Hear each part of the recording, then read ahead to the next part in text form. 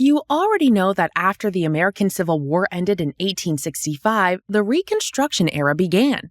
When the Reconstruction era ended in the late 1800s, the Progressive era came next. While segregation ruled in the South, the North faced other issues. The big northern cities grew, crowded as people came to find jobs. Poor people lived and worked in horrible conditions. At the same time, the people who owned the factories and railroads grew rich and powerful. During the late 1800s and early 1900s, women and women's organizations worked to give women the right to vote. These groups also worked to improve economic and political equality for women and for social reforms.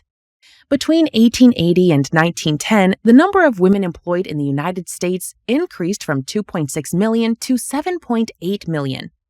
Some Americans fought for better conditions for poor people. They wanted poor people to have the same rights as rich people.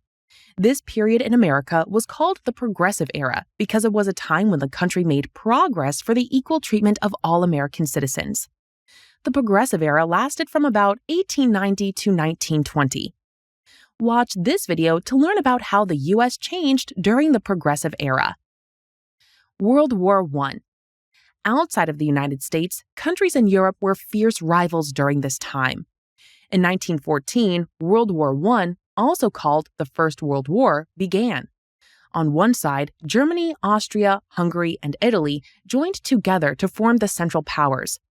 On the other side, France, Russia, and Britain formed an alliance, and they were known as the Allies. As time went on, the huge Ottoman Empire joined the Central Powers, and Japan joined the Allies. A few countries remained neutral. The war spread into Africa. There were many battles, and hundreds of thousands of soldiers died. In 1917, the United States joined the Allies after German submarines attacked several U.S. ships. Millions of Americans signed up for war duty. American factories produced rifles, blankets, boots, and trucks. New borders bring new problems. By late 1917, the Central Powers were losing the war. Germany surrendered, and World War I ended on November 11, 1918. The Allies and Central Powers signed the Treaty of Versailles on June 28, 1918. This treaty set new limits to territory in Europe, Africa, and the Middle East. It even created new countries. Germany had to give up a lot of territory and pay the Allies for damages and losses in their countries. Although the war was over, the national borders created by the Treaty of Versailles brought new problems. Russia had become the Soviet Union. It was now a communist nation that controlled other countries. Many Germans were angry about the terms of the treaty. These problems would lead to more terrible events. You will learn about these things in the next lesson.